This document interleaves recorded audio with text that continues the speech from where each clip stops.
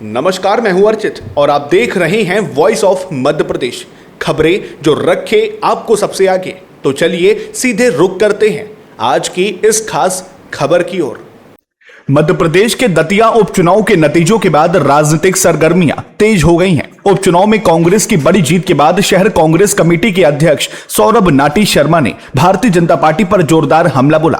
Media से बातचीत करते हुए उन्होंने दतिया के चुनाव परिणामों को सत्ताधारी दल के अहंकार और युवा विरोधी नीतियों की करारी हार करार दिया। सौरभ नाटी शर्मा ने आरोप लगाया कि बीजेपी सरकार ने लगातार युवाओं, छात्रों और आम जनता की अनदेखी की है। वादों के मुताबिक रोजगार न देना और जबरन नीतियां थोपना इस जनादेश की मुख्य वजह बना है। उन्होंने आगे कहा कि अयोध्या और बिहार के नतीजों से देश की जनता पहले ही स्पष्ट संदेश दे चुकी थी। दतिया की जनता ने भी साबित कर दिया कि सत्ता के अहंकार को ज्यादा दिन बर्दाश्त नहीं किया जा सकता।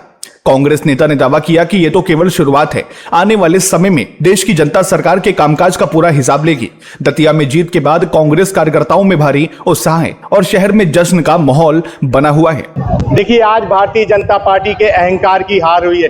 आज भारतीय जनता पार्टी का जो असली चेहरा है, आज माई की नगरी से वहां की जनता ने जिता के इस देश को बताया है कि राम मंदिर चंदा चोरी के जो दोषी हैं, जो पापी हैं, उनको ऐसा ही दंड मिलेगा। इस देश की भावनाओं के साथ निरंतर जो 12 साल से भारतीय जनता पार्टी की सरकारें खेल कर रही हैं, ये उसका परिणाम है कि आज दतिया में जो कांग्रेस की प्रचंड जीत हुई है, एक बिहार में भी जीत हुई है और वहां पर भारतीय जनता पार्टी का जो राष्ट्रीय अध्यक्ष है वे न केवल चुनाव बल्कि अपना बूथ हारा है। आज इस देश में नौजवान परेशान है, इस देश में महिलाएं परेशान है, मजदूर परेशान है, रोजगार नहीं है, महंगाई चरम सीमा पर है, पेट्रोल में इथेनॉल मिलाया जा रहा है, गाड़ियों का एवरेज कम हो रहा है, पेट्रोल का रेट बढ़ रहा है, गडकरी जी की जेब गर्म हो रही है। ये समूचा हिंदुस्तान देख रहा है। लाखों छात्र छात्राएं जब नीट घोटाले का हिसाब लेने जाते हैं तो उनको बद्दी बद्दी गाली दी जाती है, मार पिटाई की जाती है, हमारी छात्राओं के कपड़े फाड़े जाते हैं। ये दतिया ने संदेश दिया है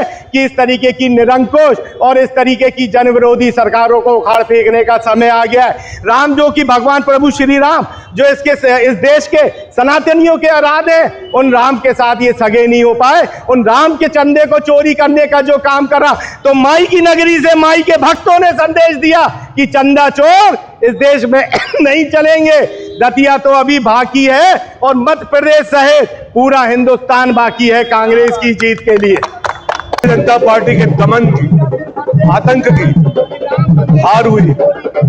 जो अपने नौजवानों पे लाठी चलाए, AK-47 चलाए, पैलेट गन चलाए, जो किसानों को दिल्ली में न आने दे, दमन करे, जेलों में डाले, जो नौजवानों की बात, बेरोजगारों की बात ना सुने, जिनके राज्य में हर परीक्षा का पेपर बिके, हमारे छोटे छोटे जो व्यापारी हैं उनके काम धंधा चौपट होते जाए, माताएं बहनें महंगाई से परेशान हो। ऐसे दमनकारी प्रशासन की, शासन की अंत की शुरुआत दतिया से हो गई।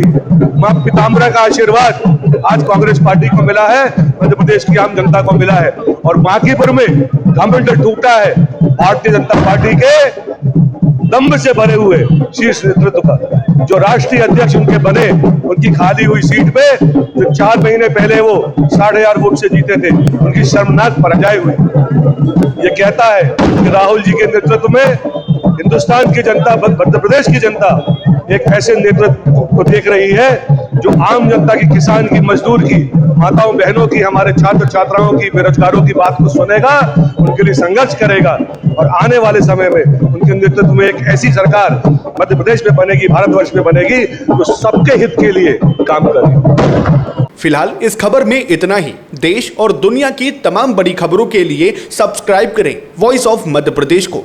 फिर मिलते हैं एक और नए अपडेट के साथ। तब तक के लिए नमस्कार, जय हिंद, जय भारत।